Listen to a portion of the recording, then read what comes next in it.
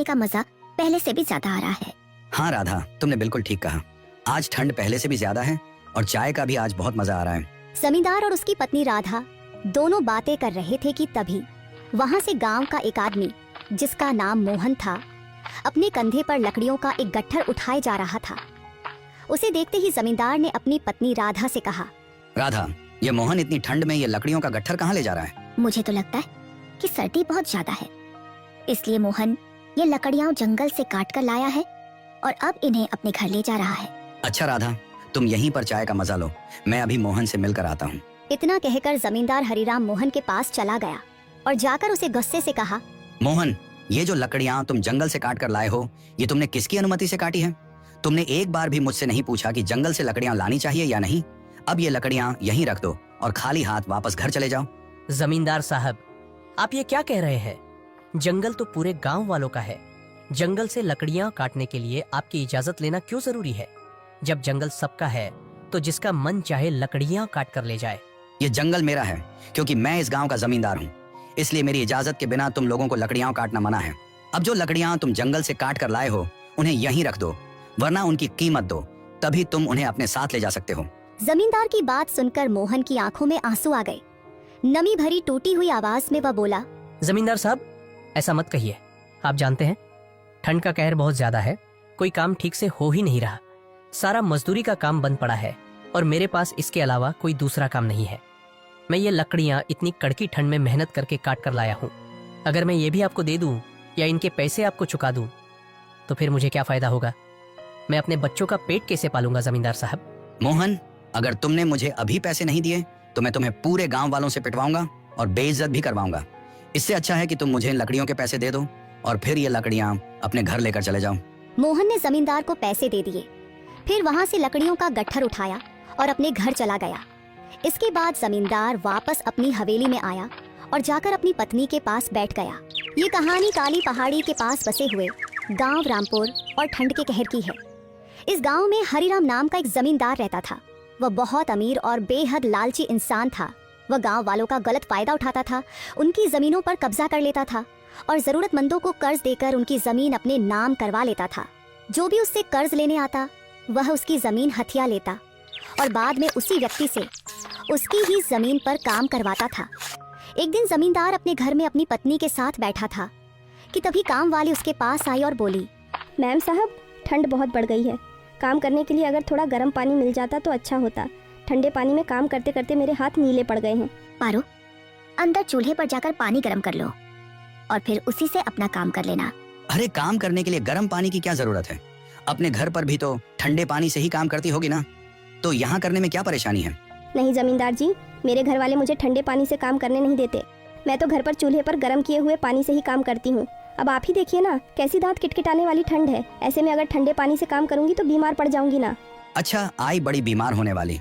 अगर तेरी बात सुनकर रोज रोज हम तेरे लिए चूल्हे पर पानी गर्म करने लगेंगे तो हमारा तो भट्टा ही बैठ जाएगा। जाकर चुपचाप ठंडे पानी से काम कर, और अगर काम नहीं होता तो हमारे यहाँ काम करने की जरूरत नहीं है, हम किसी और को काम पर रख लेंगे। हे भगवान, आप ठीक नहीं कह रहे हैं मुखिया जी। देखना किसी दिन किसी अपने की हाय लग जाएगी। अब बेचारी रेखा को ठंडे पानी में ही पूरे घर का सारा काम करना पड़ता है, जिसकी वजह से उसके हाथ बुरी तरह से सूज जाते हैं। वह काम करके अपने घर के लिए निकलती है तो रास्ते में उसे मोहन की पत्नी शीला मिलती है। अरे रेखा बहन, ये तुम्हारे हाथों को क्या हो गया? ये तो बहुत ही बुरी तरह से सूज गए हैं। अरे क्या ही बताऊं शीला बहन, वो जमींदार है ना, मैं उनके घर पर काम करती हूँ। वो तो गर्म पानी के साथ काम ही नहीं करने देते और कुछ कहो तो काम से निकालने की अलग से धमकी दे देते हैं। मुझे अभी काम की जरूरत है, इसलिए ज्यादा बहस भी नहीं कर सकती। बाप रे बाप, ये जमींदार तो दिन पर दिन और ज्यादा लालची होता जा रहा है। इसने तो मोहन जी से भी जंगल से कटी हुई लकड़ी के पैसे ले लिए और तुम्हारे साथ भी कितनी लालच कर रहा है। गांव में अपनी पद का नाजायज फायदा उठाता है ये जमींदार। लेकिन देखना, किसी दिन किसी गरीब की बहुत बुरी बद्दुआ इससे लगेगी। लीजिए आपकी चाय। चाय तो मैं बाद में पीऊंगा, लेकिन अभी मुझे गांव में कई लोगों से पैसे लेने जाना है। बहुत से लोगों ने अपना घर गिरवी रखकर मुझसे पैसे उधार लिए थे जो अब तक चुकाए नहीं हैं। अरे तो क्या हो गया? हाँ, नहीं चुकाए हैं तो आगे चुका देंगे। इतनी भयानक ठंड का मौसम है, कम से कम लोगों पर थोड़ी दया तो कीजिए। इतनी ठंड में लोगों का काम भी ठीक से नहीं चल रहा। ठंड तो हर साल पड़ती है, और ये बात तो उन लोगों को मुझसे उधार लेने से पहले सोचनी चाहिए थी। जमींदार लोगों से अपनी उधार की रकम वसूलने के लिए उनके पास पहुंच जाता है। अरे मोहन, याद है कि नहीं, तुझे मेरा उधार भी चुकाना है। आज का दिन उधार चुकाने के लिए तय था, तो सोचा इतनी ठंड में तुझे क्या परेशान करूं, इसलिए मैं खुद ही उधार लेने आ गया हूं। मोहन ने जमींदार को थोड़े से पैसे दे दिए और उससे कहा, माफ करना सेठ जी, लेकिन ठंड के कारण काम धंधा ठीक से नहीं चल रहा। अभी मैं इतने ही पैसे जोड़ पाया हूँ। फिलहाल आप ये पैसे ले लीजिए, बाकी पैसे मैं जल्द से जल्द लौटाने की कोशिश करूंगा। तुम जैसे लोग कभी सुधर नहीं सकते। हर साल तुम जैसे लोग मुझसे उधार लेते हो और उधार चुकाने के समय इसी तरह के बहाने बनाते हो। अगर उधार के पैसे नहीं चुका सकते तो फिर अपना ये घर खाली कर दो। मैं इसे किराए पर चढ़ाकर या बेचकर अपने पैसे वसूल कर लूंगा। अरे मुझ पर रहम कीजिए जमींदार जी, अगर मैं ये घर खाली कर दूं तो अपने परिवार को लेकर इतनी ठंड में कहाँ जाऊंगा। मुझे कुछ समय की मोहलत दीजिए। नहीं नहीं, तुम्हें कोई मोहलत नहीं मिलेगी, लेकिन अगर तुम चाहते हो कि मैं तुम्हें तुम्हारे घर से ना निकालूं तो तुम्हें मेरे लिए काम करना पड़ेगा। मुफ्त में मेरे लिए काम करो, तभी धीरे धीरे तुम्हारा उधार चुकता होता जाएगा। ठीक है जमींदार जी, मुझे मंजूर है। उधार के पैसे वसूलने के लिए जाता है, लेकिन जो लोग पैसे नहीं चुका पाते वह उन सबको अपने लिए काम पर लगा लेता है और उन्हें जंगल में पूरा दिन लकड़ियां काटने का काम देता है। फिर अगली सुबह वे लोग गांव के जंगल में लकड़ियां काटने के लिए चले जाते हैं। अरे मोहन भाई, इतनी ठंड में लकड़ियां काटकर तो मेरे हाथ सूज गए हैं, ऊपर से हाथों में छाले भी पड़ गए हैं। ये जमींदार तो बहुत ही निर्दयी है। न जाने पैसों का कितना लालची है, जो इतनी ठंड में भी हम लोगों पर जरा सी भी दया नहीं कर रहा। तुमने ठीक कहा भाई, उसे देखकर ऐसा लगता है कि जिंदगी में पैसों से बढ़कर वो कुछ और सोचता ही नहीं। उसकी सुबह पैसों के बारे में सोचते हुए होती है और रात को भी भगवान का नाम लेकर सोने के बजाय पैसा पैसा करते हुए ही सो जाता है। वे दोनों जंगल में लकड़ियां काटते हुए आपस में ये बातें कर रहे थे, तभी उन दोनों की पत्नियां उनके लिए खाना लेकर आ जाती हैं। अरे अच्छा हुआ शीला जो तुम आ गई, मुझे तो बहुत जोर की भूख लगी थी। मुझे भी बहुत जोर की भूख लगी थी, लेकिन यहाँ तक आते आते खाना ठंडा हो जाता है। इतनी ठंड में ठंडा खाना खाकर तो दांत भी कंपकपाने लगते हैं। घर से अगर चाय बनाकर लाओ तो वह भी ठंडी हो जाती है। पूरा दिन चाय पीने का मन करता रहता है, लेकिन इस काम की वजह से एक प्याली गर्म चाय भी नसीब नहीं हो पाती। अरे आप चिंता मत कीजिए, यहाँ पर इतनी सारी लकड़ियाँ हैं, हम इनसे एक चूल्हा बना लेते हैं और उस चूल्हे पर आप दोनों के लिए खाना गर्म कर देंगे और उसके बाद चाय भी बना देंगे। हाँ, तुमने बिल्कुल ठीक कहा शीला, तुम अभी हमारे लिए खाना गर्म कर दो। वे सभी मिलकर लकड़ियों का एक चूल्हा बना लेते हैं और उस पर गर्मा गर्म चाय और खाना बनाकर खाने का आनंद लेते हैं। लेकिन इस बात की भनक जमींदार को लग जाती है। शाम को जब मोहन और किशन लकड़ियां लेकर जमींदार के घर पहुंचते हैं तो जमींदार कहता है, आज तो तुम लोगों ने लकड़ी के चूल्हे पर खाना गर्म करके खाया है और उसके बाद गर्मा गर्म चाय भी बनाकर पी है। तुम्हें क्या लगता है, मुझे इसके बारे में कुछ पता नहीं चला? नहीं जमींदार जी, हम ऐसा क्यों सोचेंगे, और ठंड ही इतनी ज्यादा है कि खाना गर्म करने के लिए और चाय बनाने के लिए एक चूल्हा तो जरूरी होता है ना। इसीलिए थोड़ी सी लकड़ी से हमने एक चूल्हा बना लिया था। किससे पूछकर तुमने वो चूल्हा बनाया? क्या तुम्हें पता भी है तुम्हारे इस चूल्हे के चक्कर में कितनी लकड़ियां खराब हो गई हैं? अब मैं तुम्हारी आज की कमाई बिल्कुल नहीं गिनूंगा और कल तुम्हें 2 गुनी लकड़ियां काटनी पड़ेंगी। क्या? लेकिन हमने तो बस थोड़ी सी लकड़ी ही ली थी, इसके लिए आप हमारी पूरे दिन की कमाई कैसे काट सकते हैं? ये तो सरासर अन्याय है। हाँ जमींदार जी, इतना भी लालच मत कीजिए, किसी गरीब की बद्दुआ लग जाएगी। हम दोनों ने आपके उद्धार में से आधे से ज्यादा पैसे चुका दिए थे, बस थोड़े से ही पैसे बाकी रह गए थे। उन्हीं के लिए हम इतनी मेहनत कर रहे हैं, वो भी कड़क ठंड के मौसम में। आप जानते हैं इतनी ठंड में लकड़ियां काटने का काम कितना ज्यादा मुश्किल होता है, इसके बाद भी आप हमारे साथ ऐसा कर रहे हैं। देखो तो जरा, कैंची की तरह जुबान चला रहे हो। अगर तुम लोगों को इतनी ही ठंड लगती है और काम करने में इतनी ही परेशानी होती है तो फिर तुम्हें मेरा काम करने की कोई जरूरत नहीं है। आज के आज अपना घर खाली कर दो, अब तो मैं तुम्हें काम करने का भी मौका नहीं दूंगा। अरे बस भी कीजिए, क्यों अपने लालच के लिए बेचारे गरीब इंसानों को परेशान कर रहे हैं? थोड़े से ही पैसे हैं, चुका दिए जाएंगे। और आपके पास आखिर किस चीज की कमी है जो आपको पैसे लेने की इतनी जल्दी है? देखो मालिनी, मैं इस गांव का जमींदार हूँ और मुझे हर एक छोटी से छोटी बात का भी ध्यान रखना पड़ता है। अगर मैं इस तरह लोगों के पैसे छोड़ने लगूं तो पूरा का पूरा गांव बर्बाद हो जाएगा। तुम मेरे काम के बीच में बोलने से दूर रहो तो बेहतर है, क्योंकि तुम्हें इसकी कोई समझ नहीं है। अब तुम लोग जल्दी से अपना घर खाली करो। हम अपना घर खाली नहीं करेंगे जमींदार जी, क्योंकि जितना पैसा हमें आपका चुकाना था उससे कहीं ज्यादा काम हम आपके लिए कर चुके हैं। इसलिए आपका और हमारा हिसाब बराबर हो चुका है। अब न तो हम आपके यहाँ काम करेंगे और न ही अपना घर खाली करेंगे। मैं अच्छी तरह जानता हूँ कि तुमने लकड़ी की चोरी की है, इसलिए मेरे सामने ज्यादा चालाक मत बनो, और अगर तुम अपना घर खाली नहीं करोगे तो घर खाली करवाने के मुझे और भी तरीके आते हैं। जमींदार उन लोगों पर चोरी का झूठा इल्जाम लगा देता है और कुछ लोगों को उनके घरों में भेजकर उनका सारा सामान बाहर फेंकवा देता है और जबरदस्ती उनके घरों पर कब्जा कर लेता है। इतनी कड़ाके की ठंड में वे दोनों अपने परिवार के साथ सड़क पर आ जाते हैं। सत्यानाश हो उस जमींदार का जिसने हम गरीब लोगों के साथ ऐसा किया। हमारे पतियों ने इतनी ठंड में इतनी मेहनत करके उसके पैसे चुकाए, इसके बाद भी उसने हमारे साथ धोखा किया। भगवान उसे उसके की अच्छी सजा दे। भगवान तो उसे जब सजा देगा तब देगा, लेकिन अभी हम क्या करें? देखो तो ठंड के मारे यहाँ कांप रहे हैं। अब हम अपने बच्चों को लेकर कहाँ जाएंगे? हमारे पास तो सिर छुपाने के लिए कोई छत भी नहीं बची है। हमें जंगल से लकड़ियाँ लानी होंगी और उन्हीं से एक घर बनाना होगा, और अगर इस बार जमींदार ने कुछ कहा तो हम उसे छोड़ेंगे नहीं। वे सभी जंगल में लकड़ियाँ लेने के लिए जाते हैं ताकि ठंड से बचने के लिए एक घर बना सके, लेकिन जमींदार के आदमी उन्हें ऐसा करने नहीं देते और मार पीट करके वहाँ से भगा देते हैं। पापा, अब हम कहाँ जाएंगे?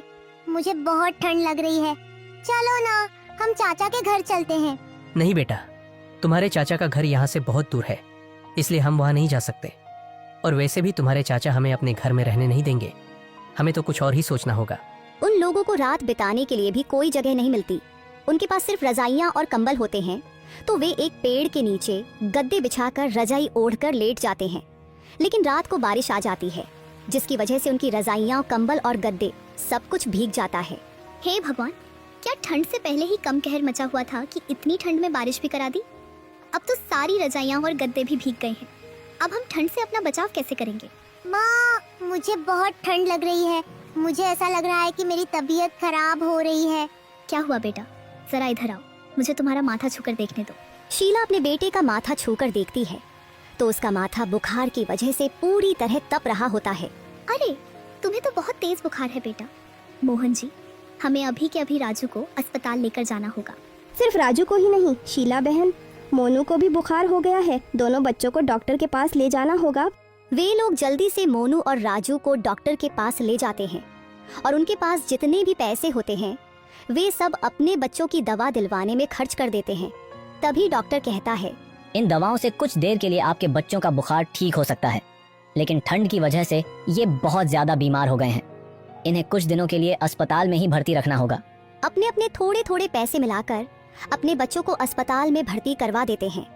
उनके बच्चों की हालत बहुत ज्यादा खराब थी, लेकिन पूरी तरह ठीक होने से पहले ही उनके पास पैसे खत्म हो चुके थे। मुझे माफ कर दीजिए, लेकिन इससे ज्यादा मैं आपकी मदद नहीं कर सकता। अस्पताल में 2 दिन तक मैंने अपनी जेब से आपके लिए पैसे दिए, लेकिन इससे आगे मेरे लिए भी मुमकिन नहीं है। मुझे माफ कर दीजिए, लेकिन अब आपको अपने बच्चों को घर ले जाना होगा। उनकी दवाइयाँ बहुत महंगी पड़ रही हैं और बिना पैसों के मैं उन्हें अस्पताल में नहीं रख सकता। उन लोगों को अपने बीमार बच्चों को अस्पताल से निकालना पड़ता है। उनके बच्चों की हालत बिल्कुल भी ठीक नहीं थी और अब उनके पास इलाज के लिए पैसे भी नहीं बचे थे। वे बहुत ज्यादा परेशान थे और उनकी आंखों में आंसू भरे हुए थे। पता नहीं हमारे साथ ऐसा क्यों हो रहा है। अगर हमारे बच्चों को कुछ हो गया तो हम क्या करेंगे? ये सब उस लालची जमींदार की वजह से हुआ है। वो पैसों पर इतना मरता है कि लोगों की जिंदगी के बारे में जरा भी नहीं सोचता। भले ही उसके पास कितना ही पैसा क्यों न हो, लेकिन उसने हम गरीब लोगों के साथ जो किया है, एक दिन उसकी जिंदगी में वो वक्त जरूर आएगा जब उसके पास ढेर सारा पैसा होगा, लेकिन उसके बावजूद वो बिल्कुल लाचार हो जाएगा। अपने की का फल वो एक दिन जरूर भुगतेगा। सभी लोगों के मुंह से जमींदार के लिए बद्दुआएं निकल रही थीं। तभी वहां से गुजरते हुए एक साधु की नजर उन लोगों पर पड़ती है और उन्हें परेशान देखकर वह उनके पास आ जाता है।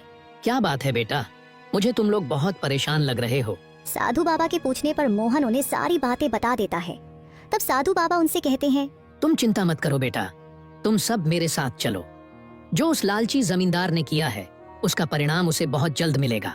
साधु बाबा उन लोगों को अपने घर ले जाते हैं और मोहन राजू को भगवान का प्रसाद खिलाते हैं, तो कुछ ही देर में वह बिल्कुल ठीक हो जाता है। तभी कुछ दिनों बाद जमींदार का बेटा अचानक बहुत बीमार हो जाता है और कोई भी डॉक्टर उसका इलाज नहीं कर पाता। अरे, मुझे समझ नहीं आ रहा तुम किस तरह के डॉक्टर हो। तुमसे एक बच्चे का इलाज भी नहीं हो पा रहा। तुम्हें जितना पैसा चाहिए मैं उतना पैसा देने को तैयार हूँ, बस मेरे बेटे को ठीक कर दो। मुझे माफ कर दीजिए जमींदार जी, लेकिन मैं आपके बेटे को ठीक करने की बहुत कोशिश कर चुका हूँ। भले ही आप अपने बेटे पर कितना ही पैसा क्यों न लगा लें, लेकिन मैं उसे ठीक नहीं कर सकता। अब तो आप बस भगवान से प्रार्थना कीजिए, शायद भगवान ही आपके बेटे को ठीक कर दें। जमींदार अपने बेटे को लेकर जगह जगह भटकता रहता है, लेकिन कहीं भी उसका इलाज नहीं हो पाता। यहाँ तक कि वह होश में आना भी बंद कर देता है और बस ग्लूकोज के सहारे उसे जिंदा रखा जाता है। तभी एक दिन जमींदार की पत्नी मालिनी रोते हुए कहती है, ये सब कुछ आपकी वजह से हुआ है। अगर आप अपने लालच के कारण गरीबों पर इतना जुल्म न करते तो उनकी इतनी आहें न लगती। आज उन्हीं लोगों की बददुआ की वजह से मेरे बेटे का ये हाल हुआ है। जाकर उनसे माफी मांग लीजिए, शायद भगवान आप पर थोड़ा सा तरस खा जाए। अगर मेरे बेटे को कुछ हो गया तो मैं अपनी जान दे दूंगी। जमींदार की आंखों में आंसू आ जाते हैं और उसे अपनी गलती का एहसास हो जाता है। वह किशन और मोहन को ढूंढता है, लेकिन वे उसे कहीं नहीं मिलते। तभी रास्ते में वही साधु उसे मिल जाते हैं। क्या बात है, तुम बहुत ही परेशान लग रहे हो। तुम्हें देखकर तो ऐसा लगता है जैसे तुमने किसी के साथ बहुत बुरा किया हो और अब उसका पछतावा करना चाहते हो।